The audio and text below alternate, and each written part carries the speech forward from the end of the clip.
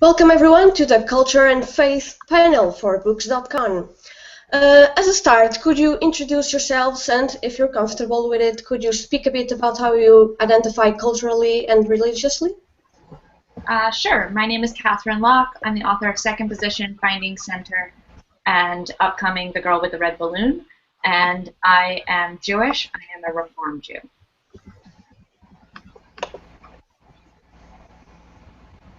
Okay. Hi, I'm KM.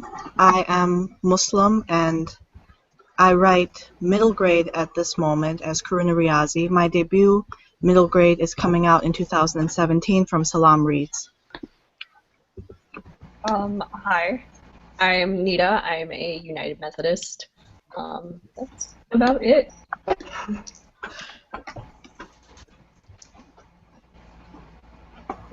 Rin? Oh, sorry. I'm Rin Chupeco, and I'm the author of The Girl from the Well.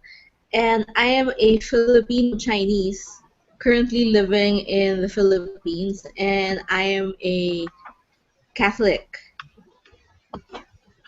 Okay. Have you based your work on your own experiences? The Girl with the Red Balloon is about a girl who accidentally time travels to East Berlin, 1988 East Berlin, and gets caught up in a magical conspiracy, but it's told overlapping with how her grandfather escaped from death camps. And the reason I wrote it is because my grandfather was a liberator of death camps, and all of my family that remained in Europe died in the Holocaust. And as a result, my family has a pretty complex relationship with Germany, and that's why I started to write the book. So Ellie's experience in the book pulls a lot from my own feelings about memory and forgiveness and how we deal with mass tragedy and genocide centuries and generations later, or decades and generations later. But Ellie is much more religious than I am. And the second book that I'm writing that I super can't talk a lot about right now is about an American Jewish girl during the 1940s in the United States and her experience. And she was not religious at the start of the book, and she becomes more religious because of what she experiences in the book. And that is closer to my experience. In terms of I have become more observant as I have grown older than I was as a young teenager. So in that way, it does pull for me.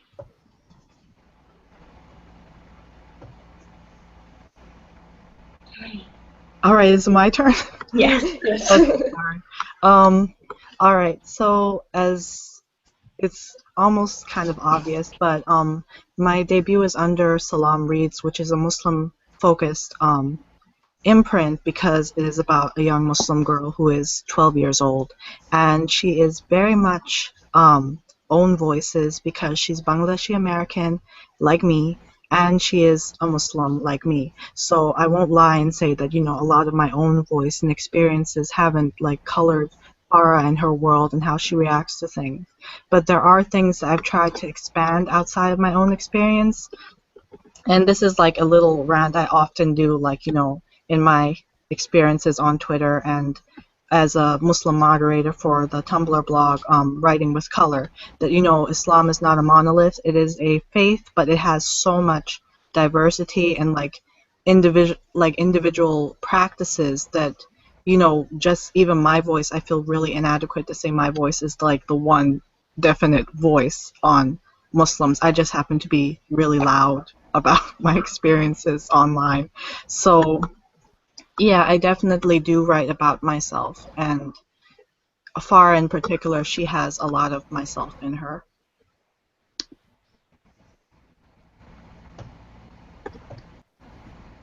Okay. So I grew up and still live in the Bible Belt of the United States.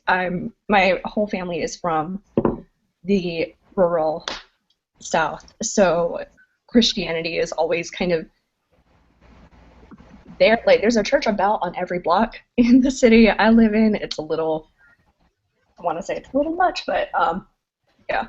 So not a lot, but the book I'm working on now deals with the intersections of queerness and faith, particularly within Christianity, as that's something that we're continually struggling with, and within the Methodist Church.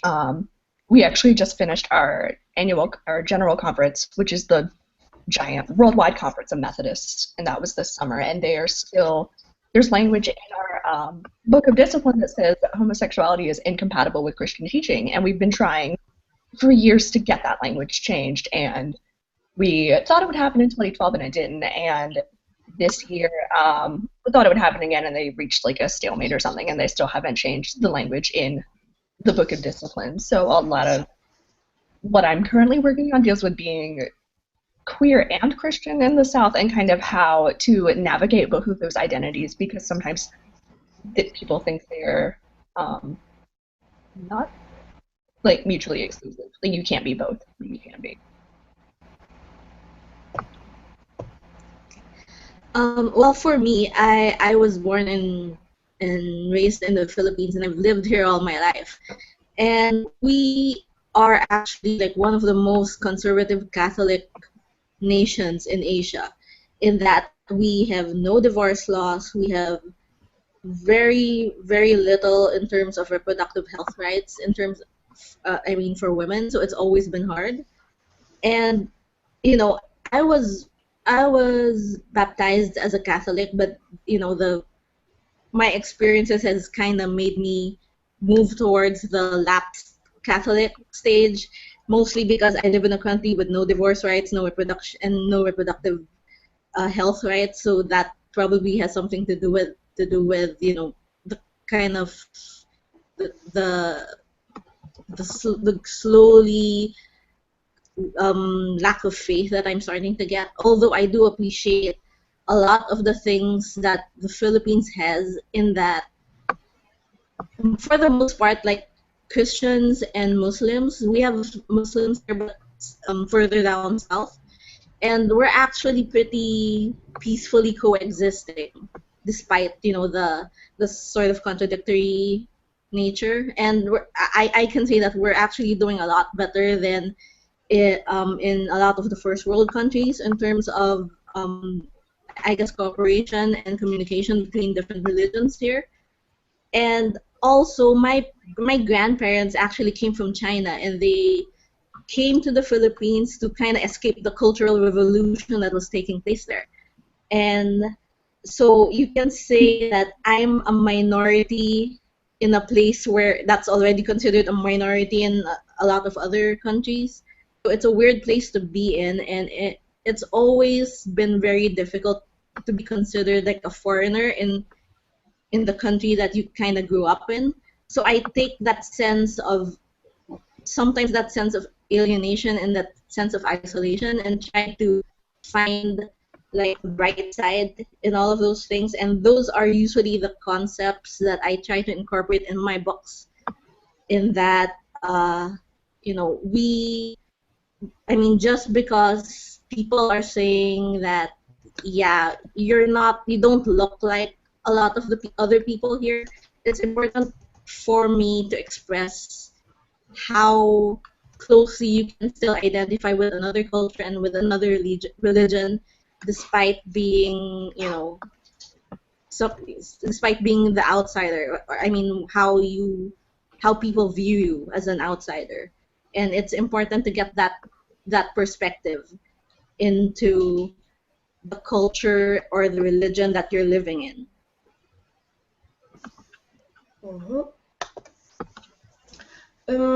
Although we are starting to see more diverse books culturally, there's still a certain lack of representation of religion and faith in YA fiction. Why do you think that is?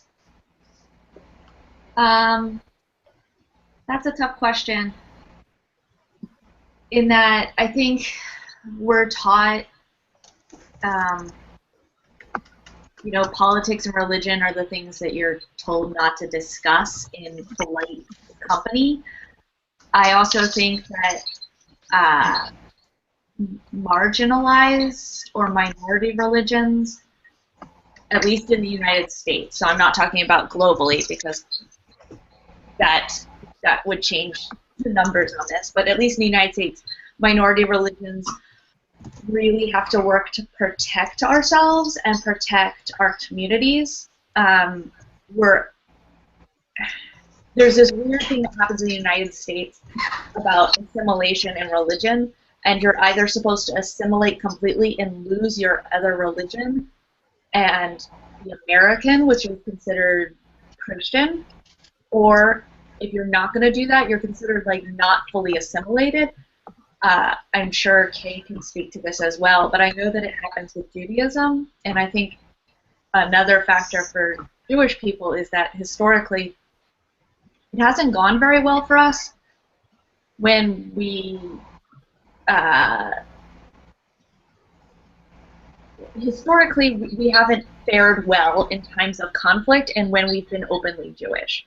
So I know that Jewish friends of mine are not comfortable writing Jews into their books, and they're not comfortable talking about being Jewish, or they're not comfortable being on a list of Jewish writers because of a historical component and collective memory that's happening. So I think that that's part of it. I also think that there's such a wide range of how people practice religion that I feel pressure personally in, the way I write Judaism into my books is going to be some readers' first interaction with Judaism, and it might be the way that they see, like, all Jews practice this way. But there are a lot of different ways to practice faith, and I don't want my story to represent all stories in Judaism, and I think that's a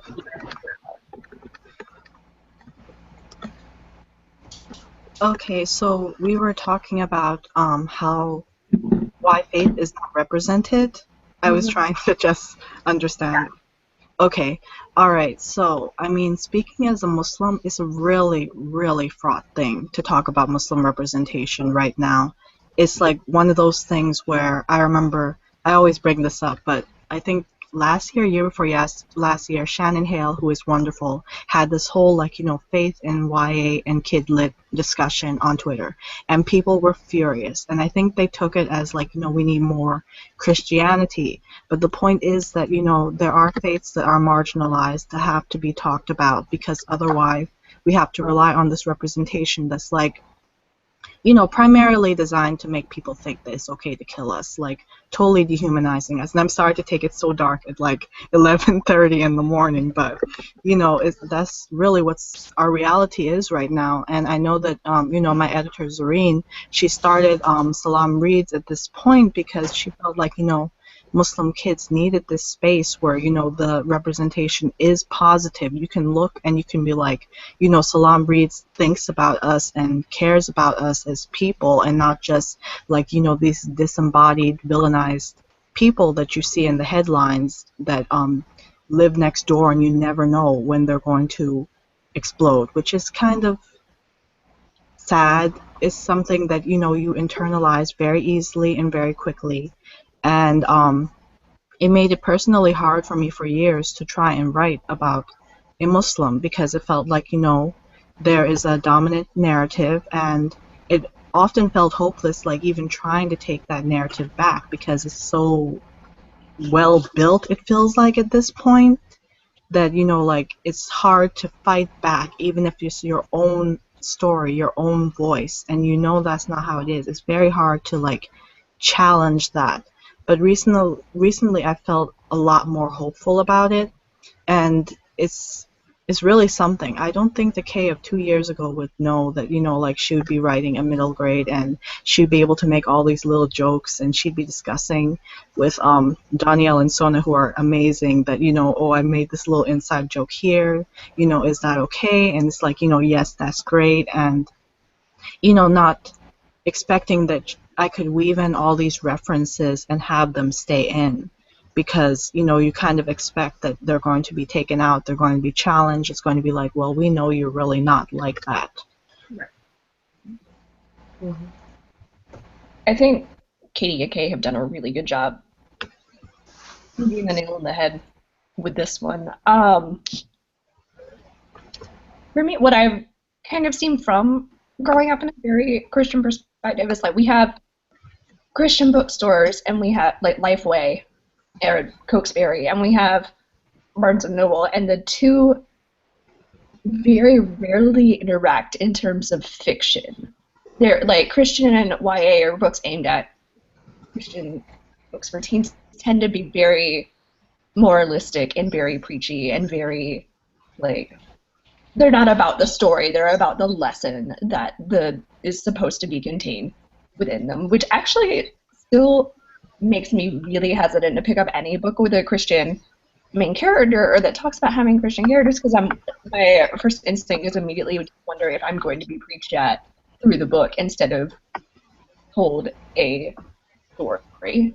I feel like we're kind of sort of maybe moving away from that a little bit. I know Meredith Russo's If I Was Your Girl did a really great job with religion in the book, and J. Robin Brown's upcoming Drop the Peaches and Other Forbidden Fruit did a really, really excellent job incorporating Christianity in that queer perspective, and it wasn't preachy at all. But it's also, for me, like getting over that mental hurdle that's like, oh, including Christian characters in this book is automatically going to make it really preachy, and or reading something with that is, especially because with the queer community and with Christians, there is overlap, but the immediate reaction from me as a queer person, especially because we've been so persecuted in as far as by Christians in this country, especially like notably if you look at the Westboro Baptist Church and stuff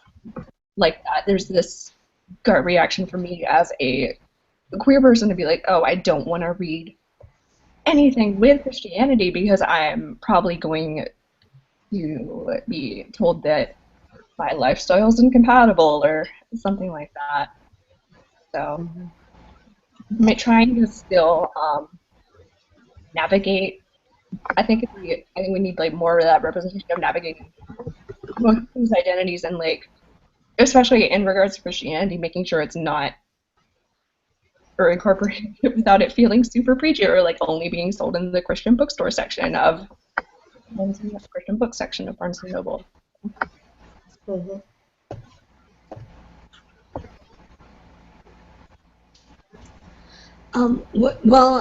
I've had sort of a similar experience regarding that, because here in the Philippines, there's not really much separation right now between church and state, because the church really loves to meddle in issues that are not necessarily something they should be meddling with in the first place.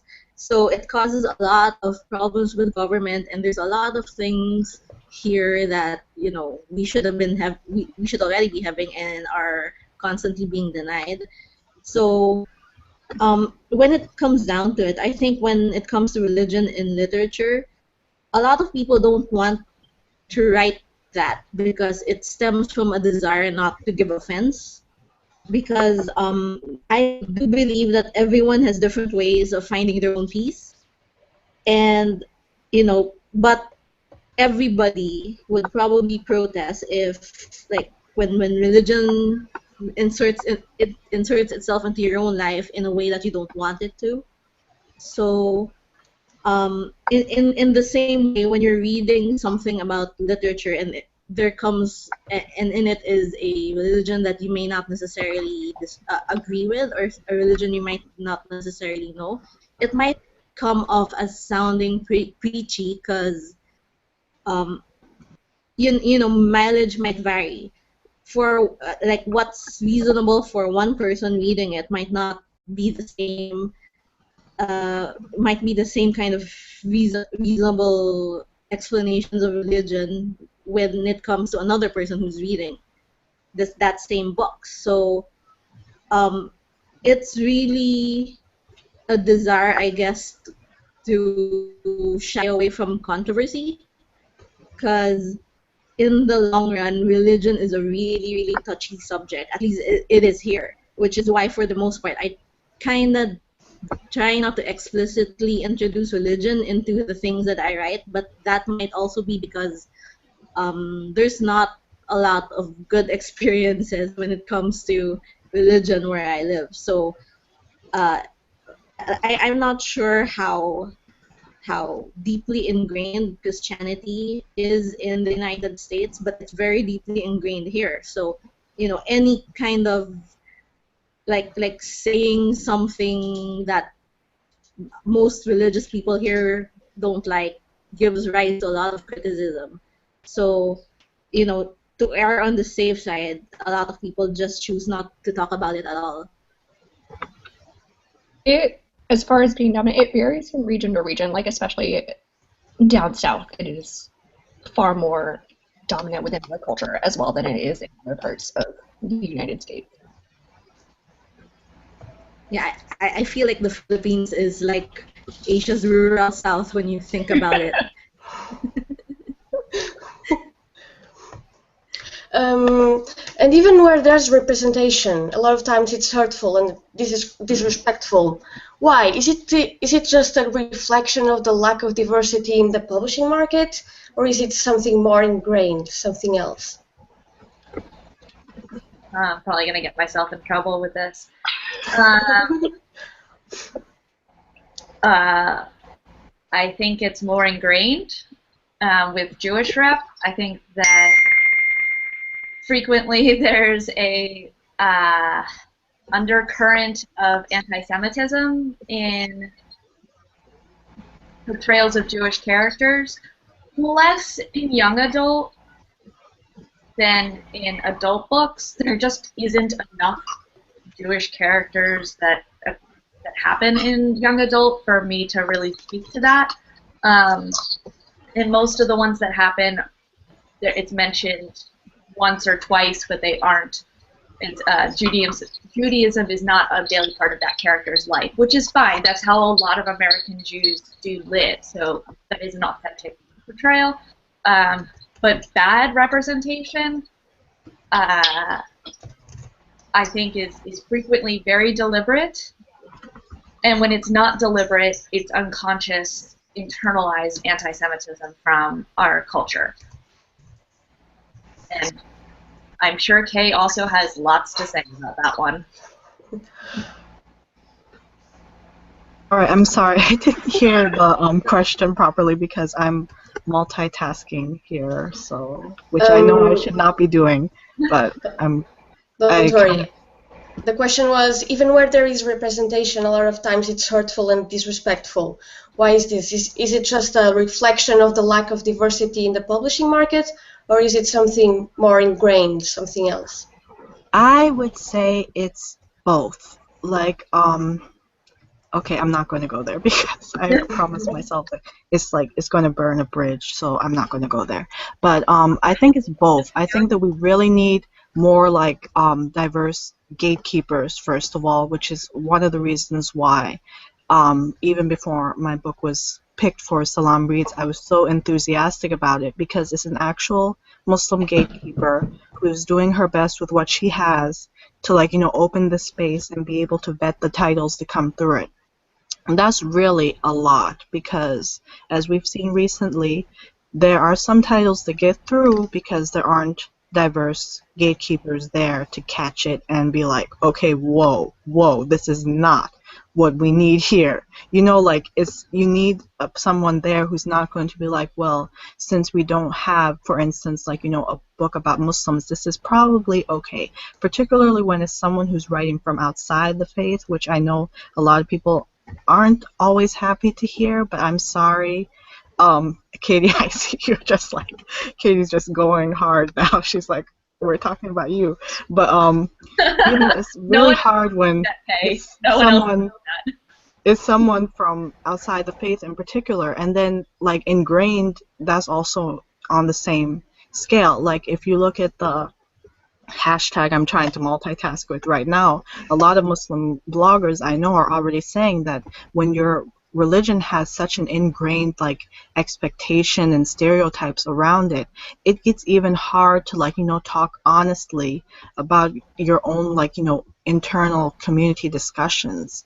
Like a few times recently this month, I've tried to have a community discussion, and instantly people from outside the faith were all over it and going, yes, see, this is the problem. And it's like, no, it is not. This is something we're trying to address on our own space, and you can't instantly come in and start saying, yes, this is exemplary of what we expect of you. It's no, it's not.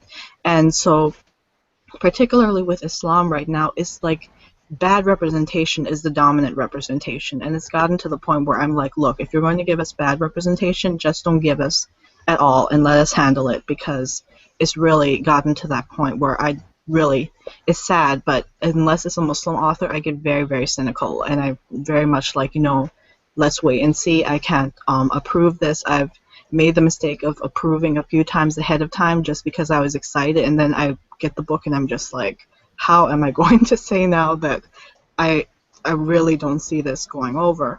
And then there's the added complication of so many Muslims that feel differently or practice differently. By and large on stereotypes we're all united, but then on practice it's very hard, and that's why we need more representation. Because for instance, I have a really good friend, and probably all of you know her, that she's from a different, her family's from a different sect and a different belief within Islam than mine. So sometimes I answer something on Writing with Color, and she's like, later we'll talk about it, and she'll be like, well, that's not what my family thinks.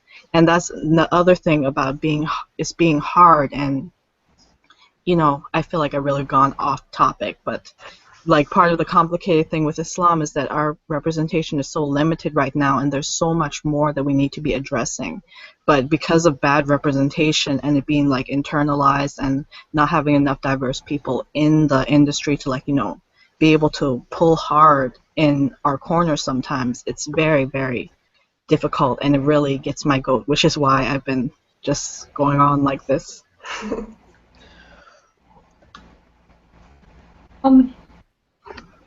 I think for...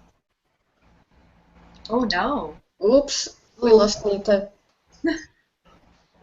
Rin, do you want to say something while we wait for Nita? All right. I'll try to make it quick. Right now, I think the main problem when it comes to that is I don't know what just happened. Don't worry. Do you want to go ahead, or should I? You can go ahead. All right. All right. I think the main problem is the concept of a default race or a default religion, because I've lived in the Philippines my whole life, and I've never set foot in the United States save for maybe a couple of weeks or so on a visit. But we have a lot of American media coming over here, because we're really we're the world's capital when it comes to social media users, and we absorb a lot of stuff on the internet, for good or for ill.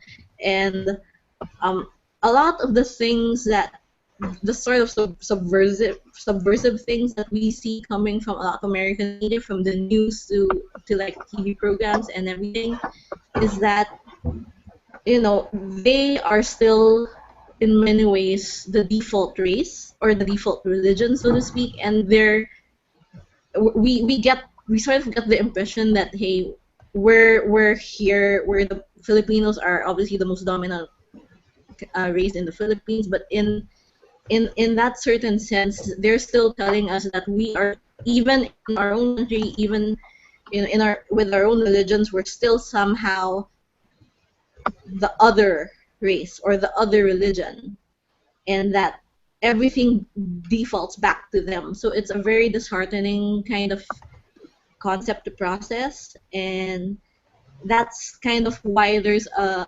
little bit of a growing subset of writers here that are really into representation and are really into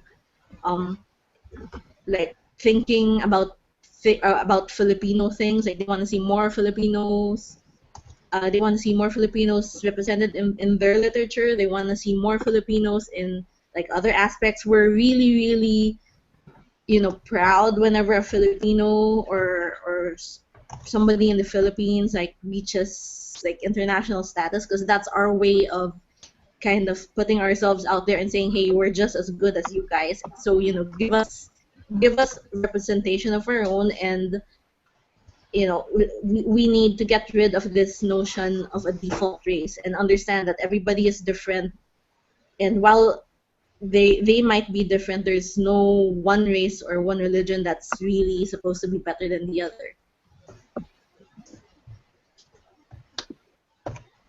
Okay, so hopefully I won't get kicked off the chat this time. I don't think in the United States in particular, Christianity suffers from a lack of representation. It is the dominant, almost, especially where I live, the expected religion down here. Like my partner in high school was singing at something, and and she's agnostic, and a guy comes up to her and asks if she sings in church. Like, that is the automatically expected in the South. You go to church. So I don't think we suffer from a lack of representation so much as maybe a lack of nuance, or I don't want to say diversity, but I think nuance is the word I'm looking for, because like there are so many different denominations of Christianity, and we all don't practice the same way. Like Methodists and Baptists and Presbyterians don't practice the same way. We actually joke about how different Methodists and Baptists are, but down here, and there's just like, if you don't there's this assumption that all Christianity is really similar to Baptists for some reason, and we're not. Like, there are very different distinctions, especially with how we deal with issues of race or queerness or other intersectionalities as well. So I would like to see, there was something that mentioned, I was reading that mentioned a character was Methodist, but the way the character reacted and how they performed in different situations was not generally my experience of Methodism, and that, not that my experience is like the one experience, but there are commonalities within the denomination. And it was, to me, it was very clear that the author had just picked some random Christian denomination and tried to fit their ideas of what Christian denomination is without doing the research into the differences between. Oh no. Oh no.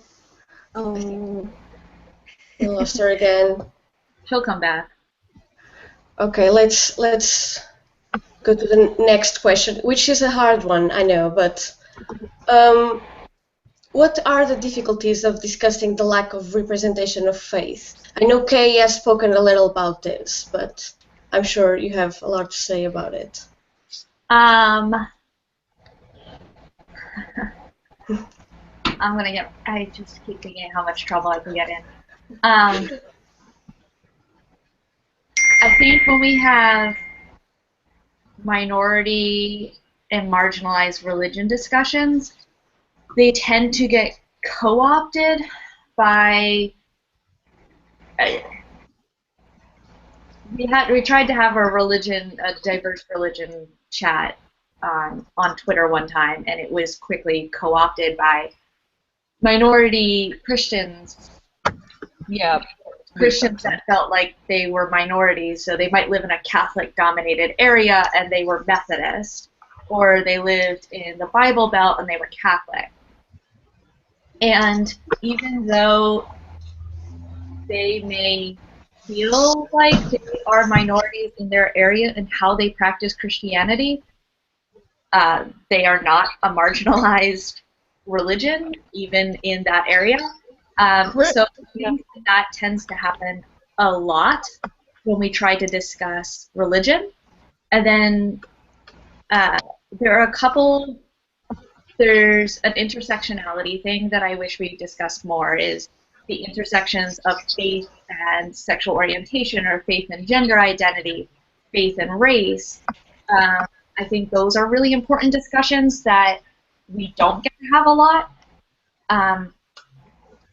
And I think that there's just a lot of complicated things about religion to discuss in public. I think the most comfortable spaces are we, formed a private Facebook group, discussed faith there, compiled it into a transcript, and then Dahlia Adler put it on her blog. And that was a safe space because no one could come in and say, you're interpreting it differently. I've never,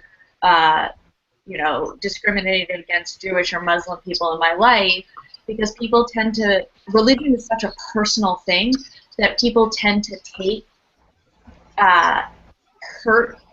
hurts by other people who tend to personalize it. So if I say I have experienced discrimination because I am a Jewish person in the United States, people will say, no, you haven't, because they're taking it personally, like they personally have discriminated against me, which is not what I'm saying. But because religion is such a personal thing, that once you say, I have been discriminated by a Christian person, they're like, oh, this is about me.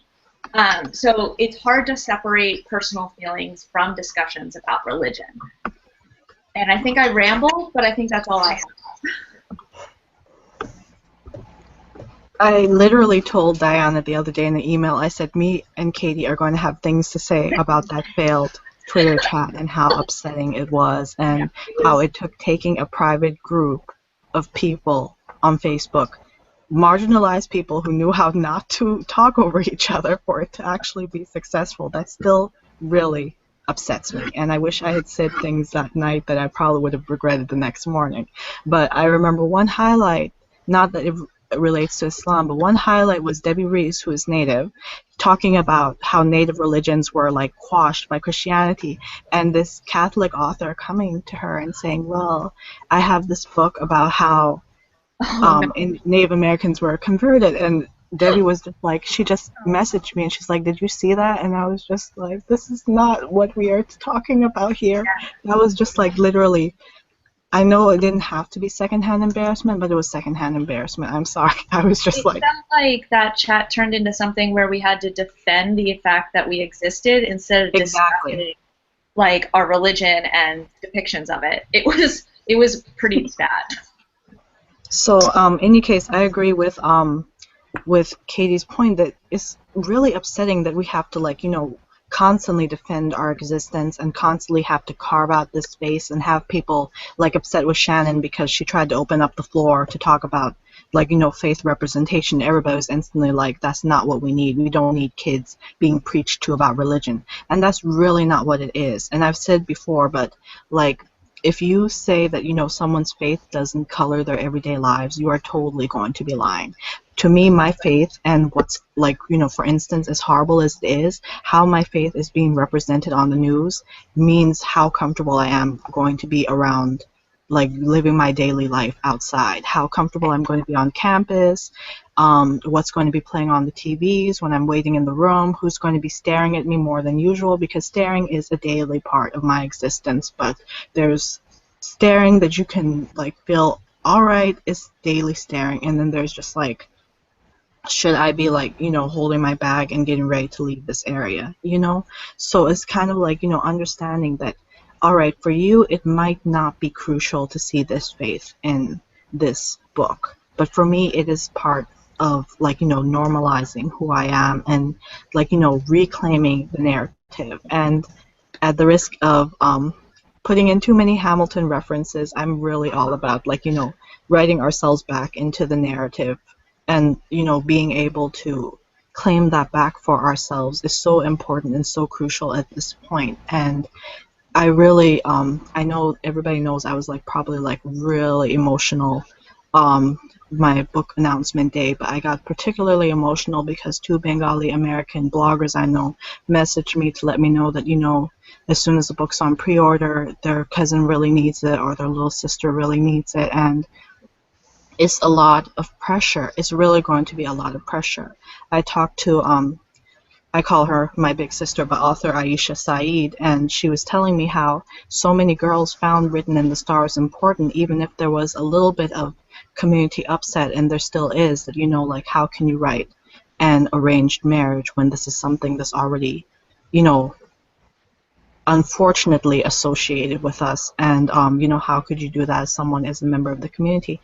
And it's like such a hard thing, because we really should have more, and we really shouldn't have to carry the position of, for instance, like writing one of the, I don't know if it's the first, I wouldn't dare to claim I'm the first, but writing a young Bangladeshi American girl, just having normal adventures and happening to wear a hijab like me, that shouldn't be something that you have to carry all the responsibility of being the first. Being the first is not actually as cool, because you're breaking through and trying to figure out how to make it better for everybody else, and worrying if you misstep, you feel like this is going to be more internalized, um, assumptions about you from people who don't understand already.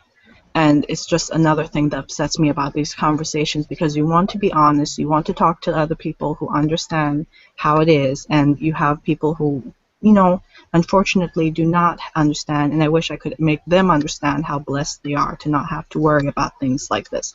I know Katie knows, the late night trolls, and, well, here's what I should tell you as a little misinformed woman about your faith at 12 midnight when you want to go to bed. I'm going to tell you, and I'm going to stay in your mentions until tomorrow morning. Thankfully, some people don't have to live with that, but I want to make it easier for the people who do. And that's something that we really need to be able to have these conversations, so we can talk and figure out how to make it better for the people who go through it all the time. And I rambled, I'm sorry. I think Kay and Katie said it perfectly. And I think, too, watching that faith chat happen from afar, afar from my computer screen, yeah, Christians in the United States need to recognize that our voice is the loudest, and that we're not a marginalized religion in the slightest, and that we probably shouldn't talk all the time. And on that note, well, for my part, I can only speak as an outsider looking in, and like I mentioned before, that Filipino Christians and Filipino Muslims for the most part actually coexist pretty peacefully here, and this is despite the fact that there's a version, our local version of the Al Qaeda in the South, which is kind of scary in a lot of ways, but what a lot of us, a lot of Filipino Christians here understand is that the extremists that are, claiming Allah in their name is very different from the average Muslim, and that's something that we really do understand. And sometimes we turn on the TV and we look at American news media, and then we see the weirdness going on there, all these finger pointing and blaming, when they themselves are actually more of the enemy than the other cultures are. We can only really just shake our heads and say, for the most part, I'm sorry if I offend anybody, but what are these assholes thinking? Why can't they see that if they're gonna base somebody else's religion according to the extremists in that religion, and then by their own logic, they're the worst terrorists ever, at least in these modern times. And it's kind of frustrating, because like I said, we're on the outside looking in, and we can't really do much other than say pretty much what the rest of the world is thinking. That why do you guys still have this? I mean, a lot in a lot of other places it's been resolved, or at least it's not to that extreme that you guys are facing. And if we people who are conservative Christians are able to learn how to coexist with our fellow Muslim brothers and sisters, and why can't you guys? And on that part, like if Kay or anybody else ever finds themselves in the Philippines, I would be more than happy to like show you guys around and see how for all our like our weirdness and all the faults that we do have here, that's at least one thing we score over the United States. I'm really sorry that you guys actually have to go through something like that. It's not something that we have to think about personally, like here living here in the Philippines.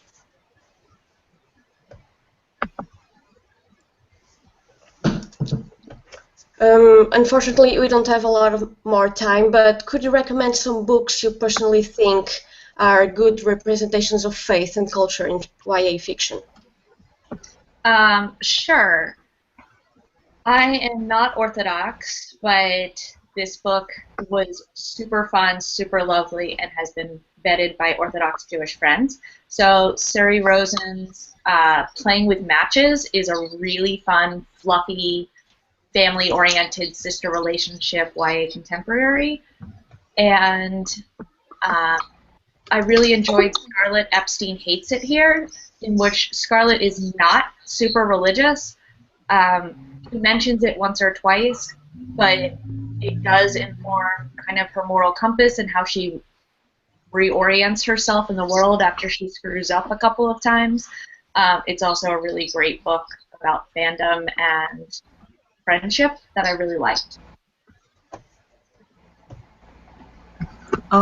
With me, it's a little harder because there are so few of us still. Aisha Saeed's Written in the Stars, and anything Aisha writes is really, like, important. I'm one of the co-founders of the Muslim Squad, and we're trying our best to make a list on our website of different fiction from Muslim writers, from like kidlit to adult. Right now, I think we're working on the adult list first because that's where we had the most submissions. But if anybody wanted to just check there, we're still like vetting it ourselves, but at least it's like on the whole own voices, so there's a little bit more like confidence in being able to recommend those type of stories.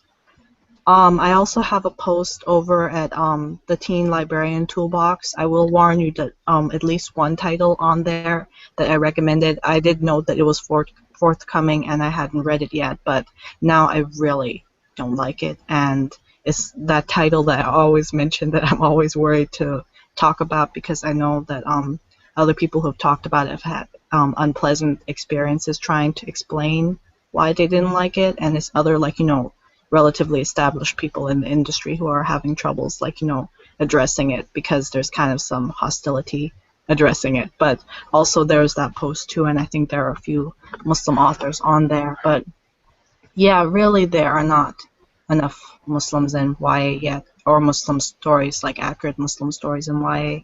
So this is like a work in progress sort of thing. I mentioned these two earlier, but I'll just bring them up again. Meredith Russo's If I Was Your Girl did a really excellent job at showing particularly Southern culture and also faith and queerness within the South, which obviously is something that's very close to me. And seconding on that vein, J. Robin Brown's Georgia Peaches and Other Forbidden Fruit, which is forthcoming. It comes out in September. Is about a Christian girl who moves from Atlanta to very rural Georgia, and her dad is a pastor, and she kind of has to go back in the closet a bit, but she develops a crush on this girl, and it's just a really cute, really important queer book that also deals with Christianity without recognizing Christianity and making it so you can't be queer and Christian at the same time. Well, I'm not sure if this is going to be published internationally, but it's a really big book that's coming out here locally, and there's actually going to be a local movie that's going to be based on it. But there's this female writer named F.H. Batacan, and she has this book called Smaller and Smaller Circles, which is pretty much about two Jesuit priests who are like investigating a series of crimes across the city of Manila. and it's a really, really good look at how, the sort of, not just the grittiness and the kind of urban decay sort of concept in Manila, but it also deals with like two priests and their faiths and how they're able to kind of still keep that faith that everybody has a good side to them, while at the same time tracking down these serial killers that are leaving like these really grotesque killings all across Manila, and it's a really good look into the mind of the average Filipino, like how they deal with their culture, how they deal with a lot of the bad things that might happen to them in the city, and how they still kind of keep their religious and their cultural identity even as they go through all these problems and rash of crimes that is sadly pretty common here. So it's a very I mean I don't usually recommend like a lot of religious themes in my book, particularly when it's Christian, because I tend to be really critical of it, given what my own experiences here. But this one was really good, and it kind of captures, I guess, the average Filipino mind. So if you want to really experience Filipino life, that's the book to go to. Okay, so unfortunately we have to end this panel now. I wanted to thank you all for being here and for being so amazing and talking about all of this. Really, really thank you. I really appreciate it. So I think we have to end this panel now, unfortunately, but we will see you on the next one. So goodbye and thank you. Bye. Thank you. Bye. Thank you. Thank you so much.